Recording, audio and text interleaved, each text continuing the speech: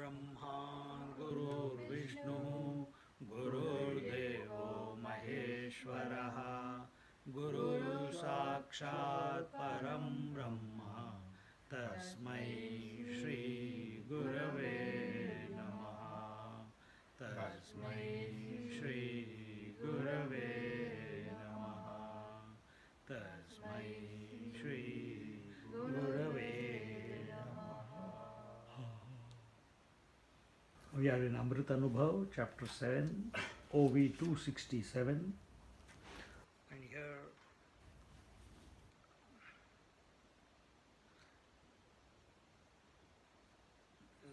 last week we saw the topic of Sakshi, and as a conclusion, thus we came to achieve that magnanimity of vision. We come to achieve that magnanimity of vision where we are untouched by life's happenings.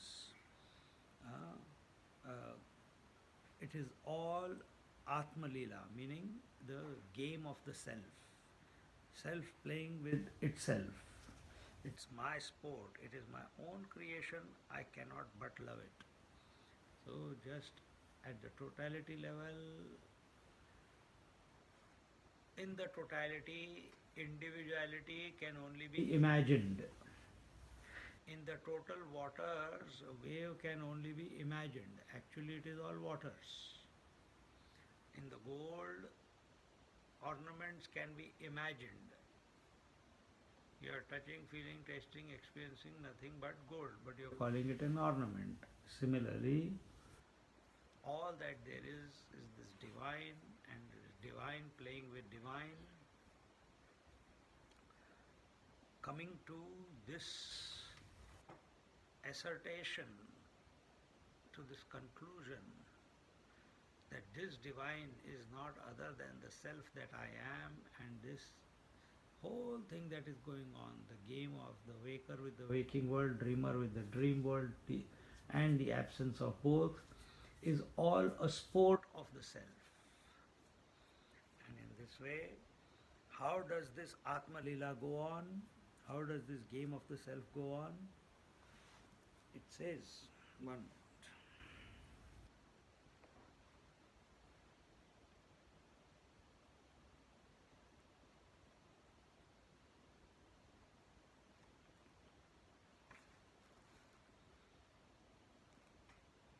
स्वप्रकाशाच्या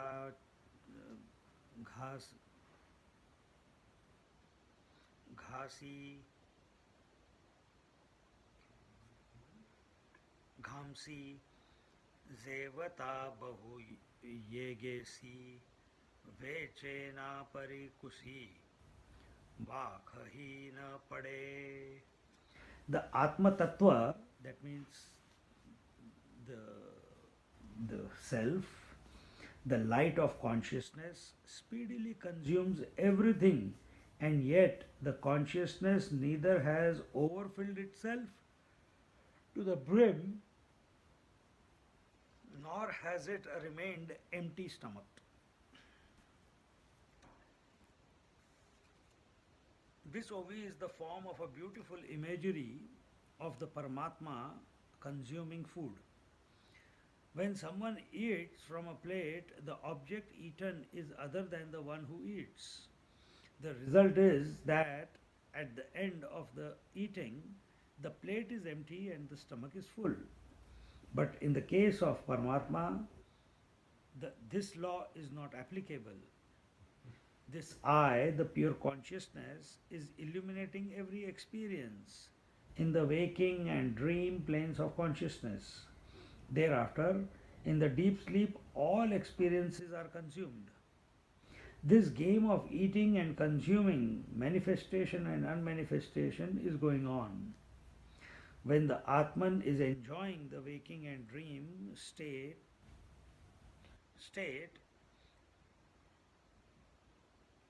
when the Atman is enjoying the waking and dream state, experience, trios, nothing is gained. When all these experiences are consumed in the deep sleep state, nothing is lost or subtracted. If then the plate is as is, then he must be hungry. Of course not. Look at his stomach.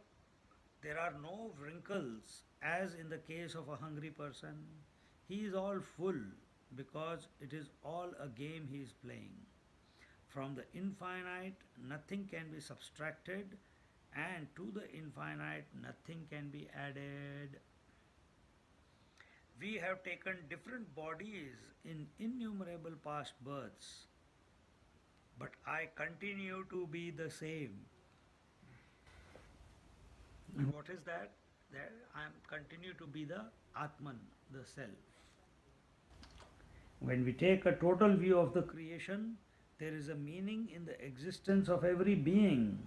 Like a small nut has an equally important place in a big machinery, but removed from that totality, the little nut is a mere junk.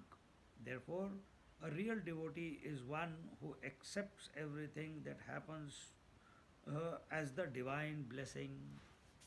Hmm? So suddenly, while Swamiji is giving the commentary, at one in the beginning, he is taking the absolute standpoint, and now he is taking the relative standpoint. That when we are as a seeker moving around in the world, we should not take whatever is coming to us as a challenge or difficulty or adversity or dislike or hatred or all those things. No. Then what should be our disposition? That everything is nothing but the prasad of the divine, the blessings of the divine. Whatever he is ordaining, that alone is coming, because it cannot be anything else. Why? Because there is nothing else other than the divine. Simple. Coming to this conclusion again and again is makes us focused on the divine. Once we have the Advaita Jnanam, once we have the knowledge of the non-dual self, the Divya Chakshu, the eye of wisdom, then alone can we appreciate the unmanifest yogam and manifest Aishwaryam, aspects of the Lord expansion called creation.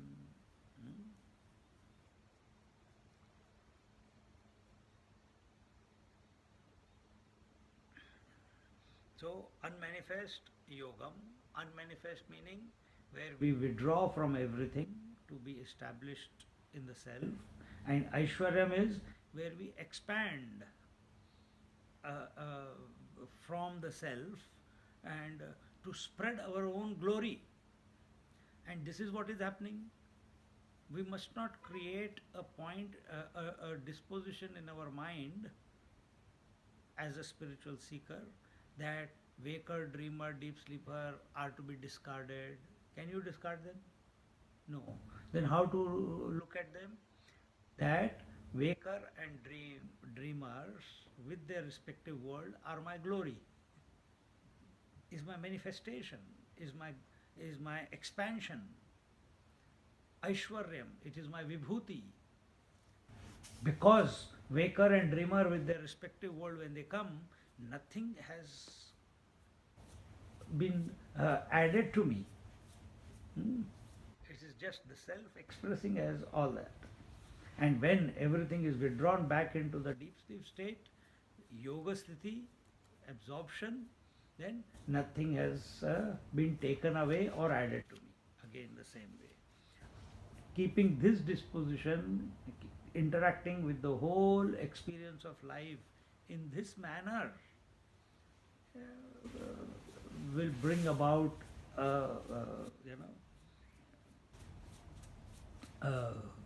establishment in the self. Thereafter, there is nothing to reject, nothing to change, never to have any desire. When I come to this conclusion that this entire creation is only a play of waker and waking world, dreamer and dream world, and the absence of both of them, and all this is my glory, meaning all this is the glory of the self that I am. It is, and then after that, when I'm looking at the waker, dreamer, deep sleeper and their respective worlds, then I'm not focused on the nitty gritty of the waking. I'm not in, focused on the nitty gritty of the dream. I'm looking at the big picture. Then, having taken one step back from these three and understood they are only my glory, will I ever desire anything from this waking world? Think. Will I desire anything from the dream world? This is the real waking up. From the dream we wake up. Do we desire anything from the dream world? Oh, I enjoyed those sweets there. I want those sweets in the waking. Oh, I ate in the dream. I don't feel hungry in the waking because I ate in the dream. Do we say that ever? No. Similarly, when we wake up from the waking also, then exactly the same attitude which we have in the waking with regards to the dream. Same attitude will be there with regards to the waking also. Okay. Right now, when we are in the waking state, our pursuit is only for gratification, for security, for relationships, and all that is for security purpose. How I can get some little bit joy? I want more, but even if I get little bit from the objects of the world, from the relationships of the world, from the people of the world, how can I get that? And this is our pursuit. Once we come to this point, as given in this verse, that all this is nothing but my glory, that very moment, any desire to achieve anything in this world, any desire or longing to belong to someone in this world,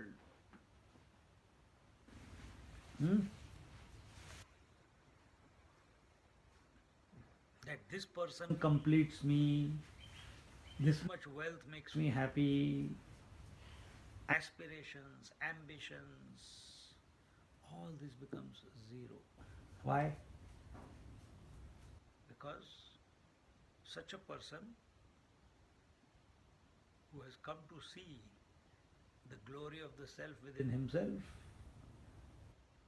as himself, that it is all my Leela which is going on, this is the Atma Leela which is going on. There is nothing, I'm seeing all the differences, but actually it is nothing but the self which is manifesting. I'm seeing all the ornaments, but actually it is nothing but the gold. I'm seeing all the waves, but actually it is nothing but the water. I'm seeing the space, air, fire, water, earth, people, river, mountains, day, night, sun, the whole cosmos. I'm seeing the waker, dreamer, deep sleeper. I'm seeing the waking world, dream world, deep sleep world. But all this is nothing but the glory of the self that I am. It is not a conclusion. At a mental level, you cannot come to know this. But at the mental level, we can think like this, and that thinking stops because it cannot lead to any conclusion, and you remain in that poise. And when we come to be in that poise, what would be the experience? If we can use that word experience, this is the best way it can be spoken, that it is all my glory. Or such a person who is abiding in his essential self, when he looks out in the world, because we see the Mahatmas moving around in the world, how would they be looking at the whole world? This is how they look at the whole world, that this whole world is nothing but my glory. And when we talk about the whole world, it is not only the waking world, it is the dream and the absence of waking and dream world. Yeah. So in this way, uh, contemplate this Amrutanubhava to become our daily breathing involves the total dissolving of the individuality so that the divine can express freely and naturally and joyfully through us. Such a vision will make one's life purposeful. The purpose being to be able to tell the Lord all the time, every time, O Lord, thy will be done, not mine, not mine. Hmm? So he's consciously aware of the divinity expressing every moment. That is the price we have to pay. Extreme alertness. But that extreme alertness is not brought about by way of force, by way of will, by way of desire, by way of pressure, internal pressure. Not like that. It is the most natural. See, eyes are open, they are naturally seeing. But when we have to see something specially and see the details, we become focused, isn't it? We become focused then. But right now, your eyes are. So now, if you are looking at me or I am looking at you, am I looking at you with force from within? If I am doing that, my eyes will start hurting after some time, isn't it? But I can remain focused without any pressure on the eyes from inside. Same way, I can be focused in the mind without any pressure in the mind. And how do you bring about no pressure in the mind? No desire. Desire is the pressure. And in this way, we glide into the self. Ever, ever, ever aware, ever alert about the God manifesting every moment as the self, as the world, which another way I'm putting it. And this way, I have told you before also, whenever we think like this, whenever we think of thoughts which are larger than life, thoughts which are not of such a nature that they do not conclude in a particular conclusion, in a specific conclusion, such thoughts dissolve the individuality. Thoughts such as infinity, all pervasiveness, one without a second, I alone am, or the thought that we just saw through, that the whole manifestation is nothing but the play of the self. When you contemplate on this, there will be no conclusion, but a result of this is individuality will get dissolved. The I will get dissolved. Dissolving of I means what? That first the I disassociates from the mind, and then the thought aspect of the mind also drops away. Then the I remains as it is. In this way, the Atman is sporting in its own independent existence as a king in his own kingdom. Aisa nirupama pari, I apulye vilasavari, Atma rag rani vakari, karavili zoge zene.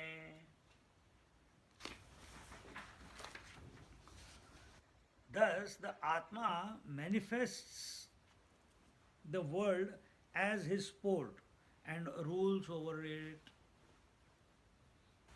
It's a very self cancelling language. So, the Atma manifests the world as his sport. So, self alone is manifesting as the Atma, as the world. And then it rules over it. Rules over it means he does not get intoxicated by what he has created. When we understand something or we pass an exam, yes, huh? I did it. Immediately, what is happening? Ownership is being brought up. Ownership. Identification is taking place that I am the doer. I achieved it. I made it. See? And we become a slave to those achievements, isn't it? Please, we think, please. Yes, and as a result, we become a slave of that achievement, a slave of that fear, a slave of that identification, a slave of that ambition or whatever. But here, see, the self has manifested as this whole creation, and it does not have the arrogance that I created the creation. Yahoo! No. And because it does not have that arrogance that I created the creation, it remains as the master of the creation. It does not fall down from its status to individuality. It remains as the material which has gone to make the whole creation. It remains in that non-dual mode in spite of creation. Whereas if it was to get identified with what it has created, immediately at that very moment individuality will be created, and individuality sees the creation as separate to itself, isn't it? The individuality sees the creation as separate to itself. It is the trio is born immediately. The knower, known, knowing, the experiencer, experiencing. But when Atma is interacting with its creation, if we can use that language, there is no arrogance created. No arrogance is created. No ownership is created. No doing is there. We create something. I am speaking. I am speaking, I is there and speaking is there. When Atma creates, there is no creator and nothing created, yet creation is taking place. Yet creation is taking place. See, this is the magic. Contemplating in this way, individuality will dissolve.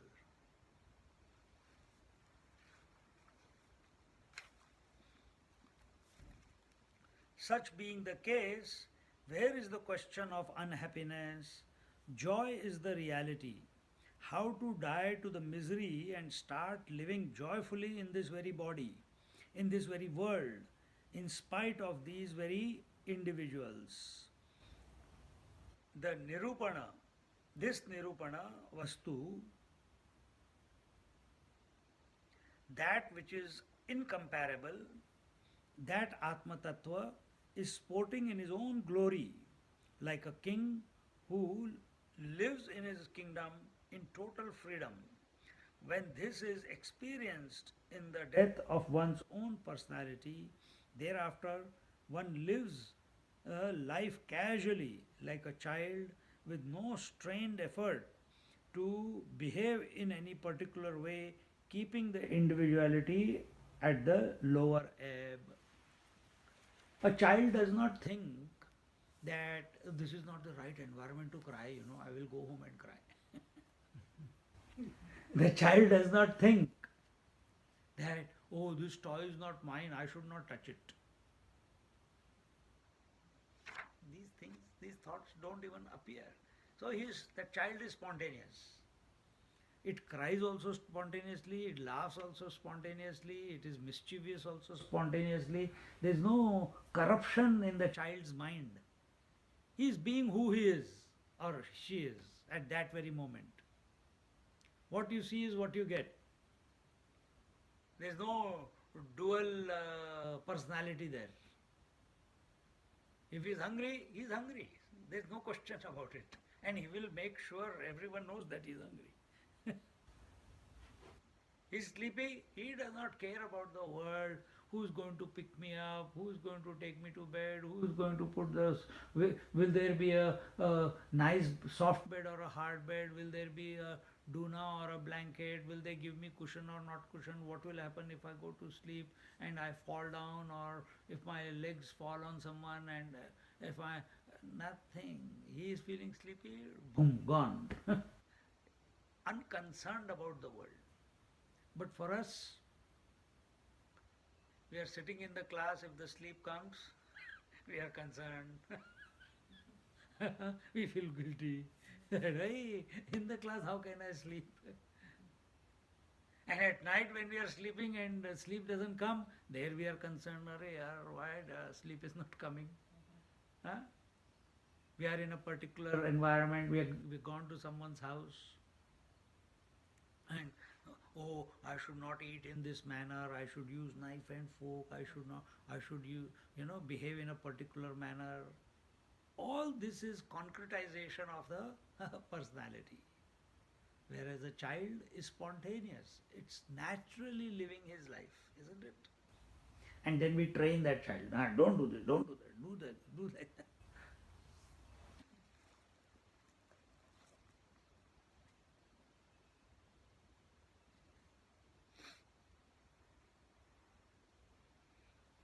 So just like a king living in his own kingdom with total freedom, every child is living in total freedom. They don't know what bondage is. They don't have that concept. So we must also come to that point. Whether we are living in this world, whether we are expressing through this body, or through the mind, or through the breath, our disposition should be that the self alone is expressing, the Lord alone is expressing, there is nothing other than the divinity. And when that happens, we will also become spontaneous.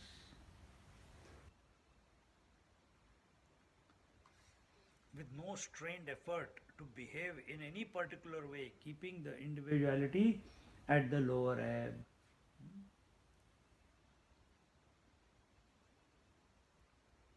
Continuing, the best opportunity that the Lord has given us is to discover our own essential nature.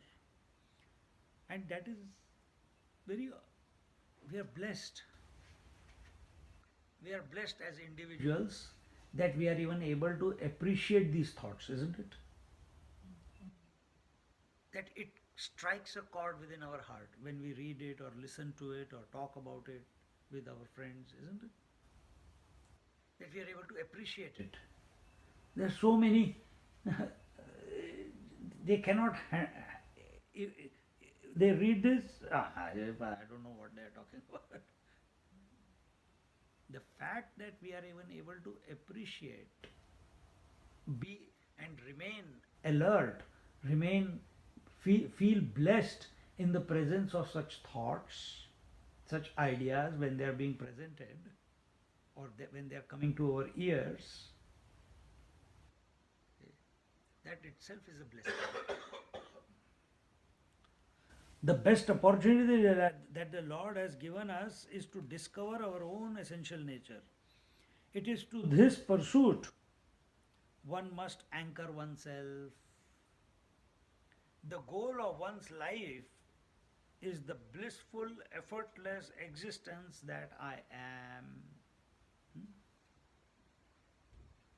Instead of anchoring yourself to the world, instead of anchoring yourself to the objects of this world, instead of taking the support of something or some person in this world, take the support, get hooked to the divine, get hooked to the self that you essentially are. To miss that is to miss the very purpose of one's existence. As long as our attention is on the outside world, we will be scattered. Our mind will be scattered. Then how do you bring about all the scatteredness of our personality? What is our scatteredness of personality? That even though I am a man,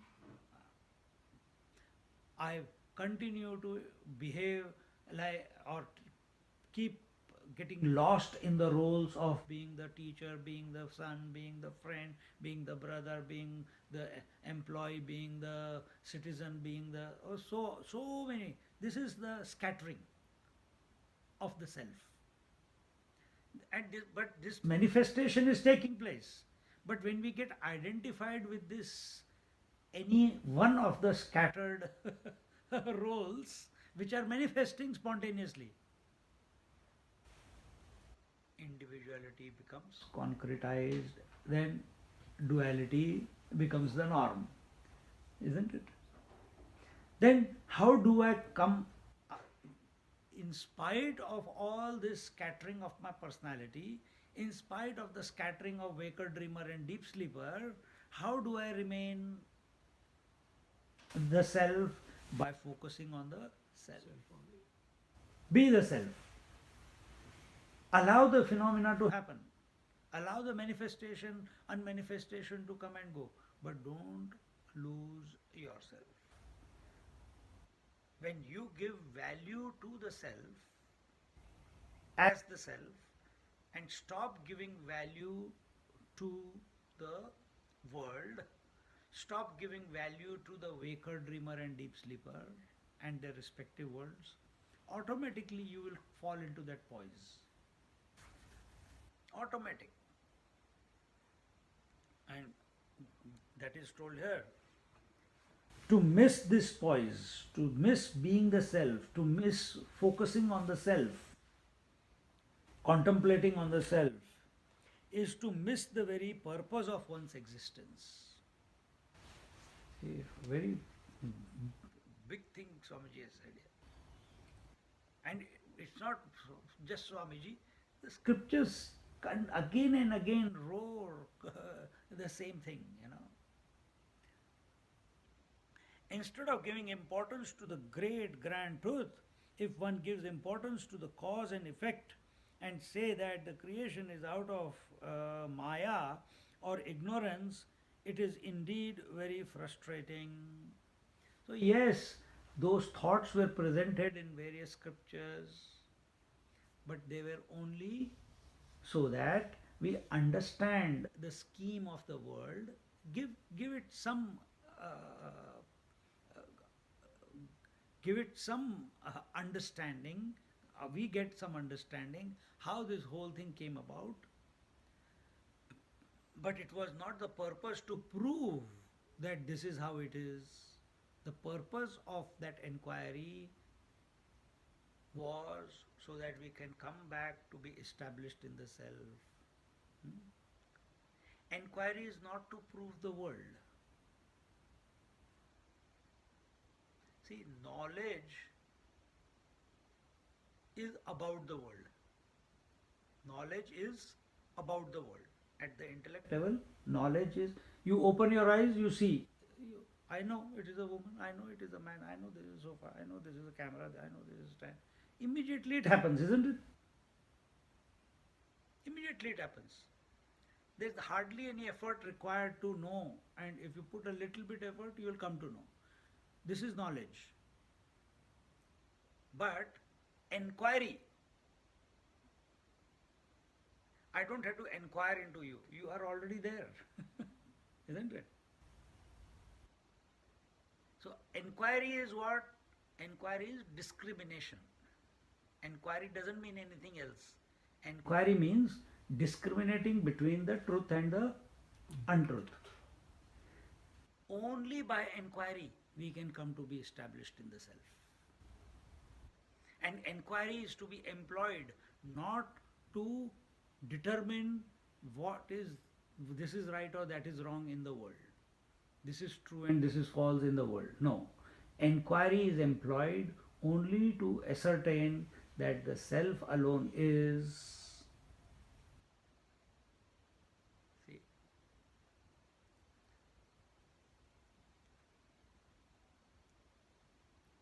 Self is not a knowledge. Be very alert now what we are saying. Self is not a knowledge. In the sense, the way you get the knowledge of the world, you don't get the knowledge of the self. When I get the knowledge of the self, it's an objective knowledge. I am the knower and the known is there and I come to know it. But when it comes to the self, if I employ the same technique that I need to know the self the way I came to know the world, it is not going to work. And therefore, in order to come out of this obsession of knower and known, which we have so practiced so well in this outside world, some other technique has to be employed. And that other technique is the technique of inquiry. Discriminating between the truth and the untruth, the self and the not self. In that, there is no conclusion. When I look outside into the world, I see conclusion is you are Louis. Conclusion is this is carpet. Conclusion is this is camera. But when I make an attempt to look at the self, I don't see the self. There is no conclusion. Oh, but it is, if you say that is something, then you are still at the thought level. Thought is an object of knowledge. But through those thoughts, you have come to understand, you have come to realize that self that I am talking about, the Lord that I am talking about, the one without a second that I am talking about, that is one without that is everything. What does everything? Then this thought which I am thinking is also a part of it, yet not a part of it. So think, when you start contemplating in this manner, focusing on that which is and not giving value to that which is not. And what is that which is not? That which comes and goes is not. Isn't it? What is not self? Not self is that which is continuously changing. World is changing, body is changing, breath is changing, thoughts are changing, isn't it? So we don't give too much focus on that. We use the world, we use the body, we use the breath, we use the mind. Oh, I use. Now you come to the intellect. What do you do with the intellect? You bring the attention of the intellect onto that. What is my source? What is my essence? And in that way, all the means drop away. And in this way, to continuously keep thinking that Maya is real, this whole creation is come out of Maya. Without Maya, this creation cannot be.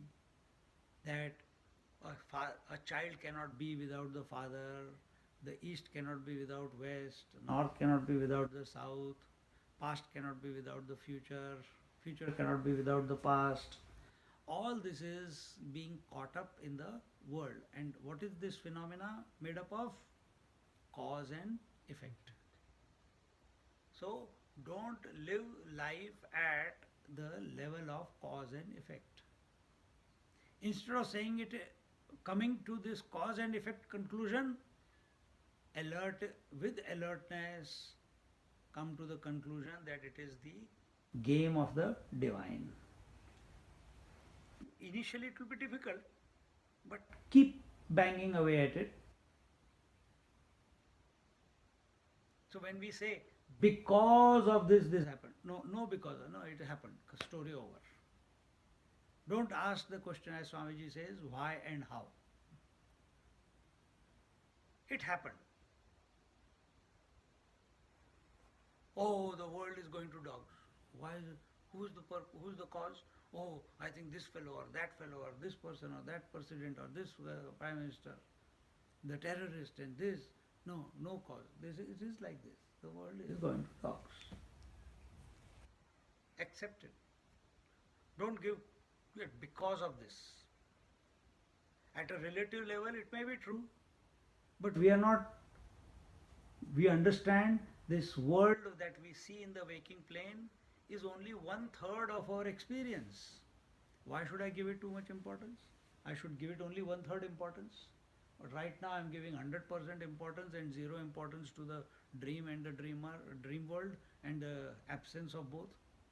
So give it only that much attention as is deserved by it. See? And when we start seeing it as the Leela, then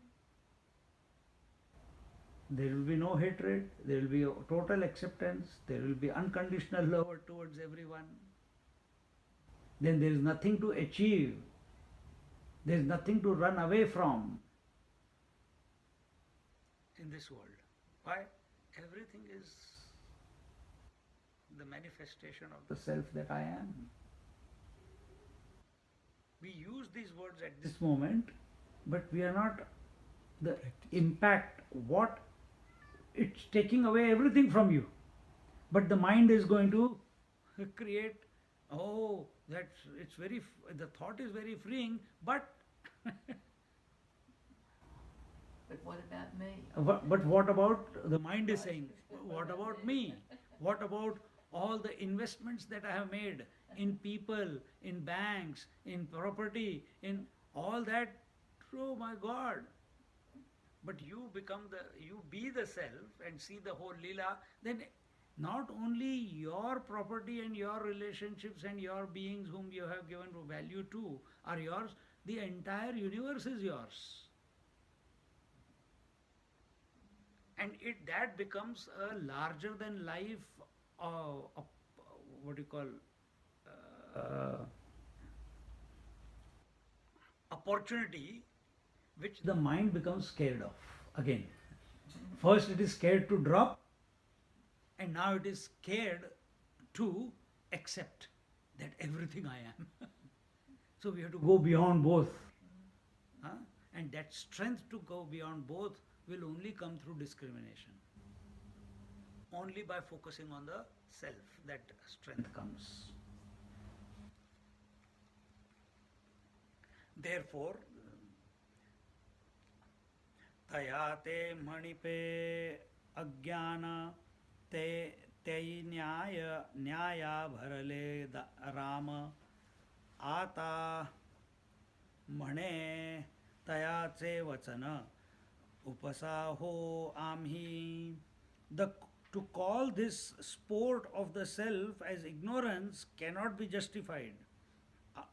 However, if one insists on calling this sport of the self as ignorance, we will tolerate it. Tolerate what? Those people who say, no, it is not possible, that it's the sport of the self. What to do? We have to just tolerate. You have to just accept that there are people like this only. If you give too much importance to them, then you will fall down from your poise. You are reacting then. If you are established, if you are in that poise of the self, it is all inclusive. Then you have to include these fellows also who are not ready to accept it, isn't it? To this pure consciousness which is expressing this whole creation as a glorious sport, be attentive.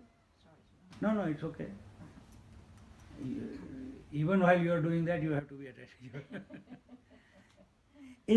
To this pure consciousness, which is expressing this whole creation as a glorious sport, if someone applies the term ignorance, one can only say that reason and logic have deserted them.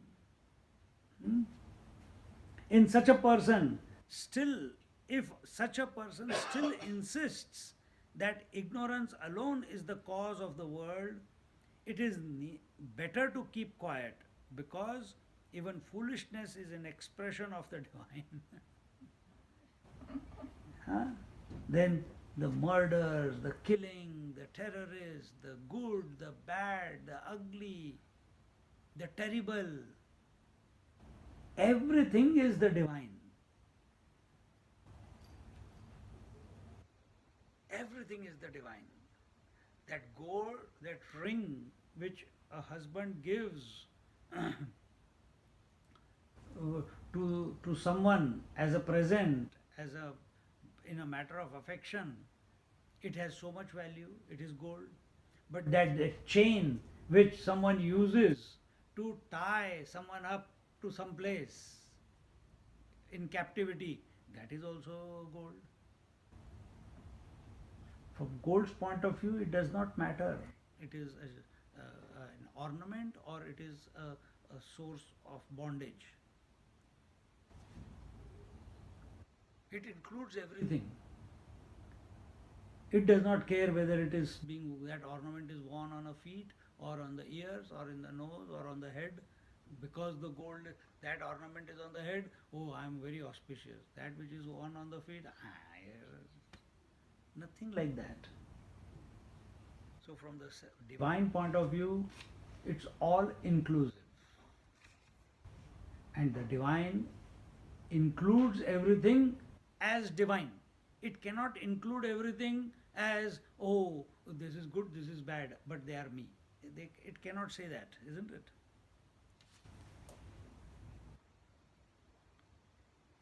And a person who is on this journey and is able to understand, and still by default or misunderstanding is continuing to come to this conclusion that this whole creation has been created out of ignorance, which we read in Panchadashi, or it begins like that, and then the teacher changes that, isn't it? He begins that way.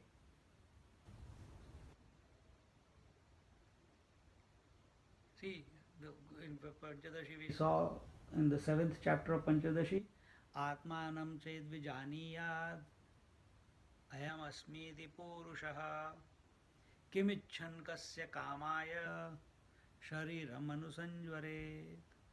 Having come to know the Atma as the Supreme Purusha, such a person who is established in this self that he is, what will he desire? Can he have any desire? Because self is all that there is. So where is the desire? They are not possible.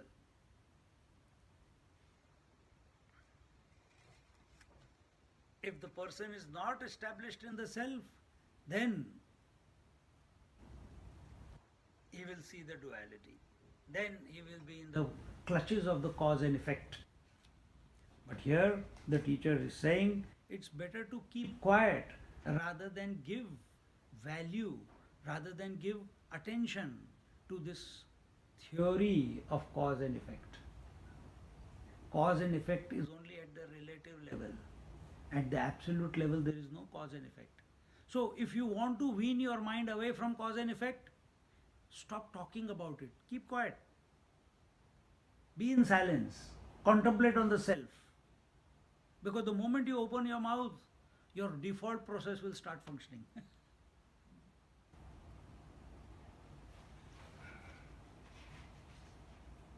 Once this magnanimity of vision is developed, so it is a work in progress. Right now we are thinking, we are appreciating these thoughts, isn't it? But it has not become our direct experience. The more we contemplate in this manner, slowly, slowly our mind will become focused. See? 100% conviction with faith will bring this about. So this is the idea being presented to you in words. And what is this idea telling?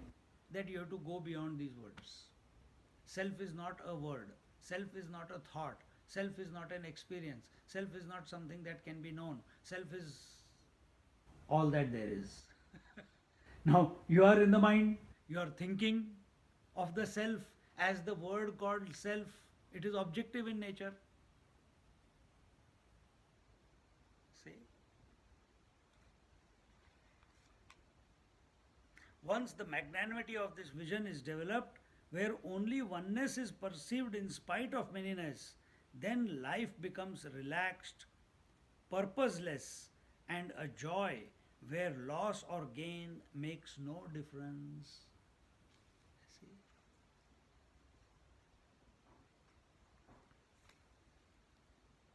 When we live in the outside world, loss and gain makes a difference. But with our nears and dears, loss and gains doesn't make a much difference. If when you start living life like this, I will cook, you wash. I will vacuum, you clean the toilet. Oh, you gave me a present, I must also give you a present now. This type of thought propels us in life, isn't it? Tit for tat. Where we are going to grow out of this? Experiment with yourself. Take presents from everyone, don't give any present to anyone. See what happens. Not next year. Say that again. Not next year for you. You'll miss out. No, you will not miss out. You will be free. Because then you will not have to go to those parties. Yes, that's right. Nobody will invite you next time, isn't it? Experiment and find out. If you say miss out, I'm just being Yes, there. all right. If you feel missed out, then your attention was on the people. If your attention is on the self and you are doing an experiment, let me see what happens not to the people, what happens to my mind. If I don't get a present on my birthday, am I disturbed? Am I feeling that I gave the present for so many years to this person and this person has not given me a present? Or do I feel guilty that so many years I have been taking care of my children or grandchildren and doing this and it has become a pattern, and suddenly I break that pattern. The children come home or the guests come home and I tell them, cook your food and feed me also. Wash the dishes and put them in the place and then go away. Oh, how can I say that? Atithi Devo Bhava, guest is God at home. How can I say that? He's got an independent life, he's an individual, now he's a grown up, he has come as a visitor to my house. How can I treat him like that? Try, break all the norms.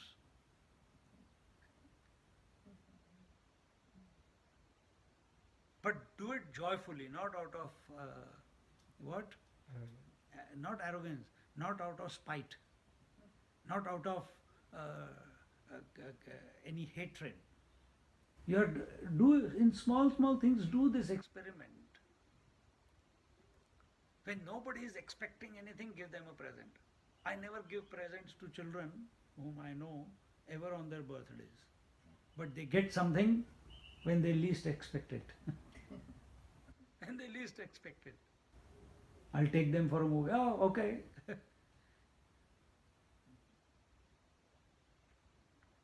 See? Let it be a spontaneous journey. Let it not be a calculated life. Where it is a calculated life, you are into cause and effect. Where it is a spontaneous life journey, you are with the self. Self functions spontaneously. Spontaneously does not mean and then afterwards feeling guilty. Why did I do that? Why did I say that? No. Learn to go through it. Go through what? Taking the whole world to be your glory. See? Then if something something is good, it is your glory. Something is bad, is also your glory. If something needs to be fixed, a creative solution is also your glory.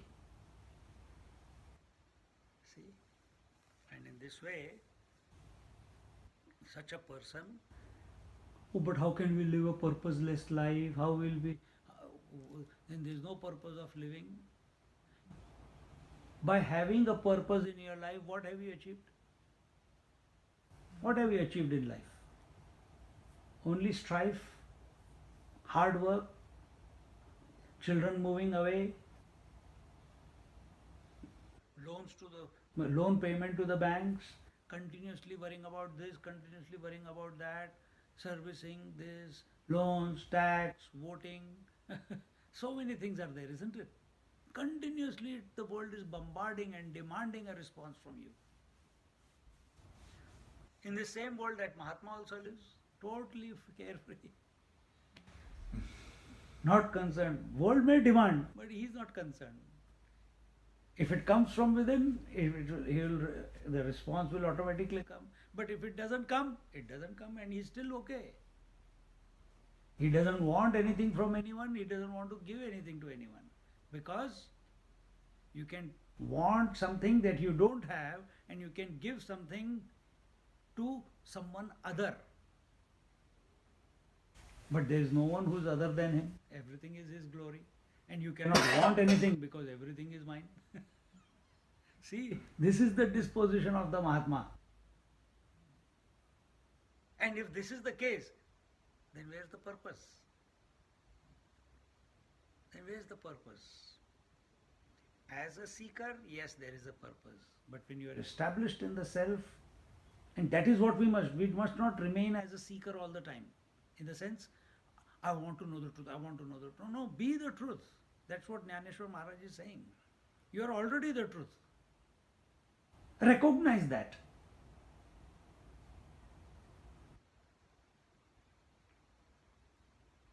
And in this way, this Atma Leela, the Atma Krida, the sport of the self, is, which is not the right word, but yet that's the best way it can be told. How ridiculous it is to call pure consciousness the one which illumines everything as ignorance. So, this topic we'll see in our next class.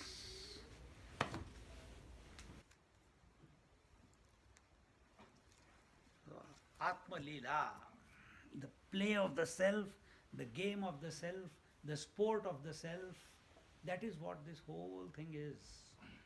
Interact with it in that poise. Om Purnamada Purnamidam Purnat Purnamudachyate Purnasya Purnamadaya Purnameva Vashishyate. Om Shanti Shanti Shanti. Hari Om Shri Guru Namaha. Hari Om.